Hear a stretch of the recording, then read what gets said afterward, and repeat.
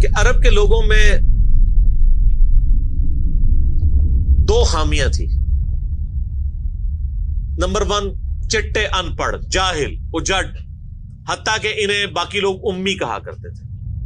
امی نیرے ان پڑھ.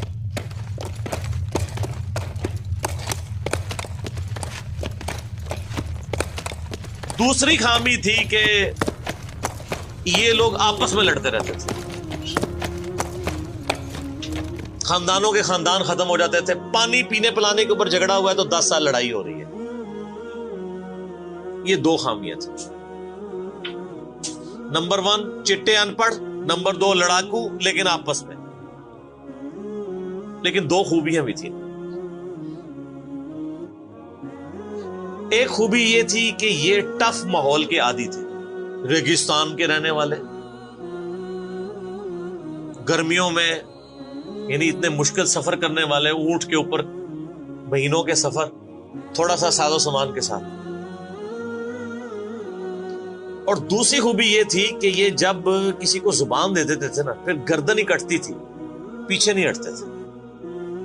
چاہے کسی دشمن کو بھی زبان دی ہے. اللہ نے ان کی یہ دو خوبیاں یوٹیلائز کر لی کہ زبان دی اللہ کے نبی علیہ السلام کو، انہوں نے جس نے دی، پھر گردن ہی کٹی ہے. اور دوسری خوبی کہ وہ ٹف ماحول کے عادی تھے لیکن لڑتے آپس میں تھے. اللہ تعالیٰ نے ان کی خامی کیسے پوری کی کہ ان کو ایک لیڈر ایسا دے دیا جس نے سارے قبائل کو ایک جھنڈے کے نیچے جمع کر دیا. اور جہالت کے لیے دور کرنے کے لیے ان کو ان کی زبان میں کتاب دے دی. اب جس نے سورہ بقرہ، سورہ نساء، سورہ مائدہ حفظ کی ہوئی ہے، اس کے سامنے کوئی کرسچن کا پادری، کیا یہودیوں کا پادری وہ بیٹھ سکتا تھا؟ جتنے ان کے دلائل تھے انہوں نے وہ زبانیں یاد کیے ہوئے تھے. تو وہ لوگ جو اپنے آپ کو سمجھتے تھے کہ ہم بڑے علامہ ہیں اور یہ امی ہیں، ان امیوں نے ان کو علم میں بھی الٹ کے رکھ دیا صرف ایک قرآن کی وجہ سے. اور اللہ نے لیڈر دیا، سارے عرب قبائل جمع ہوئے. وہ عربی جو آپس میں لڑتے تھے انہوں نے کبھی یہ سوچا بھی نہیں تھا کہ اگر ہم ایک جھنڈے کے نیچے جمع ہو جائیں تو ہم دنیا کی سپر پاورز کو الٹ سکتے ہیں، رومن اور پرشین امپائر کو. اور دیکھیں سر پھر کیسے الٹا ہے انہوں نے. ود ان 17 ایئرز ہر چیز اڑا کے رکھ دی ہے. صدیوں کی سلطنتیں، لاکھوں کی ریزروڈ آرمیز رومن اور پرشینز کی پوری دنیا پہ حکومتیں کر رہی ہیں. جدید اسلحہ ہے. اور ادھر یہ بدو ہیں جن کے پاس اونٹ ہیں، گھوڑے ہیں، تلواریں ہیں. نہ منجنیق انہوں نے کبھی دیکھی، نہ ان کے پاس اس طرح کے ہاتھی بڑے بڑے جو پرشینز کے پاس تھے. بس چل پڑے، کلمہ پڑے اور نکل کھڑے ہوئے. پھر دنیا نے دیکھا کہ ہر چیز کو الٹ کے رکھ دیا. انہی کے اسلحے ان سے چھین کے انہی کو الٹ دیا. وہ ساری کی ساری بجلی کس نے بھری تھی ان کے اندر؟ اس کتاب میں.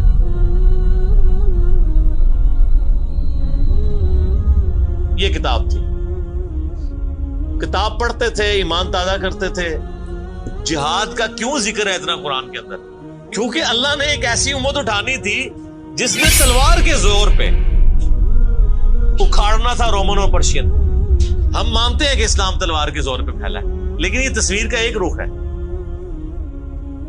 تصویر کا دوسرا رخ یہ ہے کہ جو بدماش صدیوں سے دنیا پہ حکمران تھے اور لوگوں کی رعایا کا استحصال کر رہے تھے، اپنی رعایا کا، ان پہ انہوں نے اتنے ٹیکسز لگائے ہوئے تھے. ان کو اکھاڑنے کے لیے کیا میٹھی میٹھی باتیں چاہیے تھی؟ طارق جمیل صاحب کے لیکچرز نے رومن اور پرشین امپائر اکھاڑنی تھی. یہ تو ان لوگوں کے لیے مسلمان ہو چکے ہیں. بدماش کب اپنی پوسٹ چھوڑتے ہیں؟ ان کو پھر اسلحے کے زور پہ ہی اکھاڑنا تھا. اور پھر اللہ نے صحابہ کرام کی تلواریں مسلط کی ان کے اوپر. جب اکھاڑ دی، فریڈم آف ایکسپریشن مل گیا، پھر معاملات سیدھے ہو گئے. اس زمانے میں بادشاہ کا دین رعایا کا دین ہوتا تھا. اگر کوئی رعایا کہے نا کہ میں بادشاہ کے دین سے الگ ہوتا ہوں، قتل ہو جاتا تھا. آپ بتائیں عیسائیت کیسے پھیلی ہے؟ یہ تو سارے بت پرست تھے. کانسٹنٹائن 2 جس کے نام پہ قسطنطنیہ شہر، وہ کانسٹنٹائن 2 جو تھا وہ کرسچن ہو گیا تھا. چونکہ وہ کرسچن ہوا تو پوری رعایا 3 بر اعظموں میں پھیلی ہوئی وہ کرسچن ہو گئی. ایسے کرسچینٹی پھیلی ہے. تو رعایا کو وہی دین رکھنا ہوتا تھا جو حکمران کا ہے. پہلے حکمران بت پرست تھا، عیسائیوں پہ ظلم ہوتے تھے.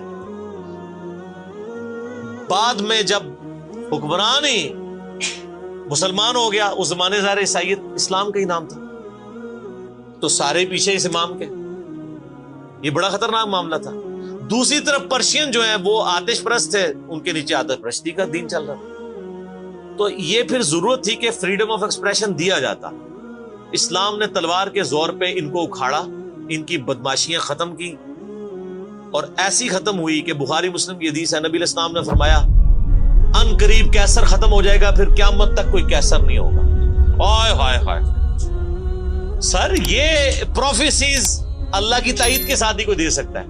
ان قریب کسرا ختم ہو جائے گا، قیامت تک کوئی کسرا نہیں ہوگا. دیکھ لیں 1500 سال ہو گئے ہیں، نہ رومن امپائر دوبارہ بنی، نہ پرشین امپائر دوبارہ بنی. حتیٰ کہ اب تو وہ کنسپٹ ہی ختم ہو گئے، ملکوں والا کنسپٹ آ گیا. اور اس زمانے میں یہ بات کرنا ایک ایسے شخص کا جس کے اوپر ایمان لانے والے گنتی کے لوگ ہوں، بہت بڑی بات. اور اللہ نے پھر اکھڑوایا. تو یہ اسلام اس دور جدید کا خالق ہے، اور یہ دور جدید کو تخلیق جو اسلام نے دی ہے وہ قرآن کے ذریعے. خدا کو تو خیر مخلوق کی ضرورت نہیں ہے، لیکن مخلوقات نے جو تماشا بنایا ہوا تھا نا، اس تماشے کو ہمیشہ کے لیے اللہ تعالیٰ نے اپنے پیغمبر امام اعظم سیدنا و مولانا محمد رسول اللہ صلی اللہ علیہ وآلہ وسلم کے ذریعے شرک کا خاتمہ کر کے قیامت تک کے لیے جو دین اسٹیبلش کیا اس کتاب کے ذریعے. اب یہ کتاب قیامت تک نبی علیہ السلام کا معجزہ ہے. یہ کتاب ہے سر جس نے دنیا پلٹ دی، اور یہ وہ کتاب ہے جو ہم صرف اپنی بچی کو جب رخصت کرنے لگتے ہیں نیچے سے گزارتے ہیں، ٹھیک ہے، اور چوم کے غلاف میں رکھ دیتے ہیں. اس سے زیادہ اس قرآن کو ہم کوئی اہمیت نہیں دیتے.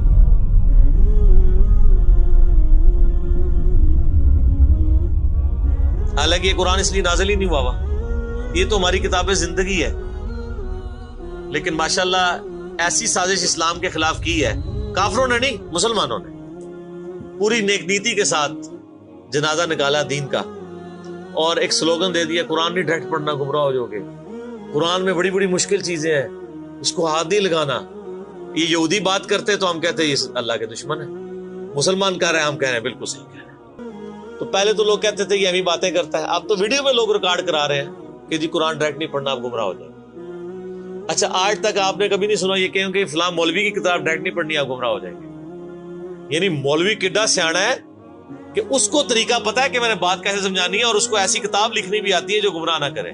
اور اللہ کو ایسی کتاب نہیں دینی آئی کہ جو گمراہ ہونے سے بچا لے.